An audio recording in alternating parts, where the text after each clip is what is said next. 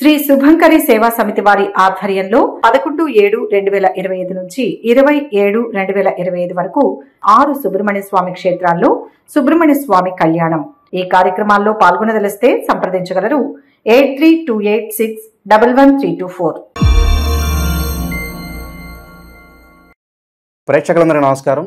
ఈరోజు మన స్టూడియోలో ప్రముఖ ఆధ్యాత్మికవేత్త శ్రీ శుభంకరి సేవా సమితి వ్యవస్థాపకులు స్మార్త నరహరి బ్రహ్మశ్రీ దుగ్గిరాల యాజ్ఞవల్క్య దిలీప్ శర్మ గారు మనతో ఉన్నారు. గురుగారితో మాట్లాడేద్దాం. నమస్కారం గురు. నమస్కారం గురుగారు, దోషాల్లో మనకి కుజ దోషం ఉంటే కనుక ఆ పెళ్లి కావచ్చు, ఉద్యోగం కావచ్చు, ఇవన్నీ కూడా లేట్ అవుతూ ఉంటాయి. అలాగే కోర్టు సమస్యలతో బాధపడతారు. ఇలాంటి సమస్యలతో బాధపడుతున్న వారు తమిళనాడులోని తిరుచెందూర్ సుబ్రహ్మణ్య స్వామి టెంపుల్కి వెళ్తే కనుక ఇవన్నీ కూడా కాస్త క్లియర్ అవుతాయి అని అంటూ ఉంటారు.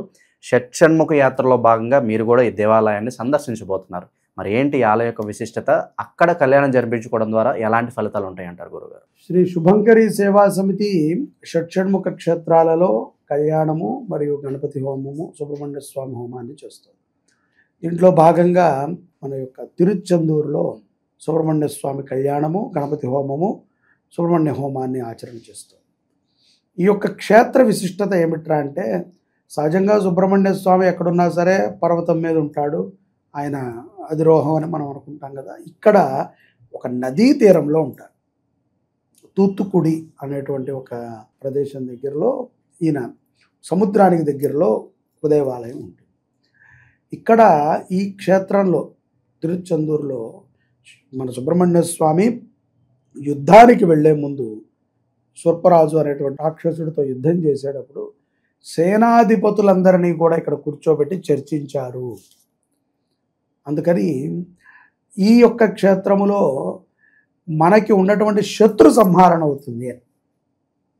కోర్టు అంటే శత్రువే కదా, సో అలా లింక్ అయింది. అందుకని తిరుచెందూరులో శత్రు సంహారణ విధంగా ఇక్కడ ఒక బాల రూపంలో స్వామివారు చేతిలో కమలం పుష్పం పట్టుకుని శివుడికి ఇలా అభిషేకం చేస్తున్నట్టు ఒక ఫోటో ఉంటుంది. చాలామంది తమిళనాడులో చూస్తూ మన దగ్గర కూడా గూగుల్ చేస్తే దొరుకుతుంది. చేతిలో కమల పువ్వు ఉంటుంది, స్వామివారు ఇలాగ అభిషేకం చేస్తూ ఉంటారు సుబ్రహ్మణ్య స్వామి. ఇక్కడ ఈ శూర్ప రాక్షసుడిని సంహరించినటువంటి దోషం తొలగటానికి పంచశివలింగాలని స్వామివారు ప్రతిష్ఠించారు. ఈ పంచశివలింగాలని ప్రతిష్ఠించారు, చాలా బాగుంది. ఆ యొక్క శూర్పరాజుతో యుద్ధం చేశారు. ఇక్కడ ఈ క్షేత్రంలో శత్రు సంహారణ బాగా అవుతుంది. శత్రువులకు సంబంధించినటువంటి అయ్యా నాకు బలానా, మానవుడికి సహజంగా 4-5 శత్రువులు ఉంటారు. అదేంట్రా అంటే అభక్తి, అజ్ఞానము, అంటే ఏంటో మనకి అశ్రద్ధ, అంటే అవిద్య, ఇవన్నీ కూడా శత్రువులే. మనకి ఇవన్నీ కూడా సకారంతో కూడుకుని ఉండాలి. సద్విద్య, సద్భావన, సత్ప్రవర్తన ఇవి కలిగి ఉండాలి. మనకంతే తప్ప అహంకారము ఇవన్నీ కూడా మన అంతర్గతంగా ఉండేటువంటి శత్రువు. నాకు శత్రువులు లేరు కాబట్టి నేను పాల్గొనండి అని అనకూడదు. వ్యాపారంలోనో, ఉద్యోగంలోనో, వ్యవహారంలోనో ఎక్కడో చోట శత్రువులు ఉంటారు. అవి బాహ్య శత్రువులు. అంతఃశత్రువులు ఉంటారు, మనసుకు సంబంధించినటువంటి శత్రువు. వీళ్ళని మనం కంట్రోల్ చేసుకోవాలి, తప్పదు. కంట్రోల్ ఎలా అవుతారు అంటే కనుక ఇటువంటి క్షేత్రాలకు వెళ్ళినప్పుడు మనం వాళ్ళని పూజించటము, అక్కడ దర్శించటము, ఆ చరిత్రను మనం తెలుసుకుంటాం ద్వారా మనకి అంతఃశత్రువులు తొలగితే బాహ్య శత్రువులు ఆటోమేటిక్గా ఉండరు. సింపుల్, అంతే కదా. నీ మనసులో మంచి భావన ఉంటే బయట ఎందుకు చెడు భావన కనబడుతుంది? నీ మనసులో చెడు భావన ఉంటేనే బయట చెడు భావన కనబడుతుంది. అట్లాగే అంతఃశత్రువులని తొలగించుకోవాలి. అంటే మనము సద్భావనతో ఉండటము, అయ్యో అనేటువంటి ఒక పాపభీతితో ఉండటము, ఒక మంచిగా అలా ఉంటే భార్యాభర్తల మధ్యన గొడవ జరగదు, అత్తమామల మధ్యన గొడవ జరగదు, పిల్లలతో గొడవలు జరగదు. అలా నీ పిల్లలు కూడా ఉంటే వేరే వాళ్ళని ఇష్టపడటం జరగదు. వాళ్ళు ఇంకెక్కడున్నాయి శత్రువులు? ఎందుకు ఉంటారు? నువ్వేం చేయగలవు అదే చేయగలవు. ఎత్తుకుపోయి చాలామంది అది ఇది చేసేసి పక్కింటి వాళ్ళకున్నాయి, ఎదుటింటి వాళ్ళకున్నాయని కొనేసి వాళ్ళకున్న సమస్యలని వీళ్ళు తెచ్చుకుంటూ ఉంటారు. సో ఈ అంతఃశత్రువులను తొలగించు. ఇక్కడ పంచశివలింగాలని పంచభూతాత్మకంగా సుబ్రహ్మణ్య స్వామి ప్రతిష్ఠ చేసి వాటికి అభిషేకం చేశారు. ఆ ద్వారా ఈ యొక్క శత్రు సంహారణ దోషం ఏదైనా ఉంటే పోయింది అనేటువంటి ఒక చరిత్ర ప్రతీక. దానితో పాటుగా ఇక్కడ అత్యంత విశేషమైనటువంటిది తిరుచెందూరు ఉందో, ఇక్కడ నాళీ కినారు దాని పేరు. నాళీ కినారు అంటే తీపి నీరు అని అర్థం. తమిళ్లో నాళీ కినారు అంటారు. అక్కడ ఒక బావిని తవ్వితే ఆ బావిలో తీపి నీళ్ళు వచ్చాయి. సో అక్కడ చాలామంది స్నానం చేస్తారు.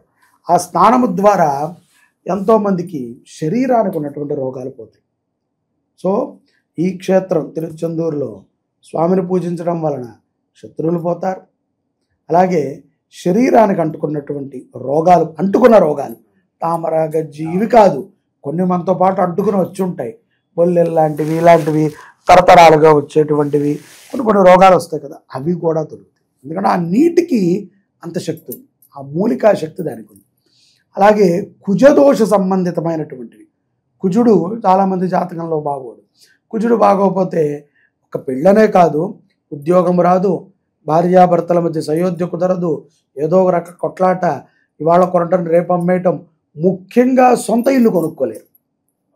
కుజుడు బాగాలేడు అనుకోండి, సొంత ఇల్లు రాదు, సొంత ఇల్లు యోగం రాదు, అందరికీ కొనబెడతారు తప్ప వీళ్ళు కొనుక్కోలేరు.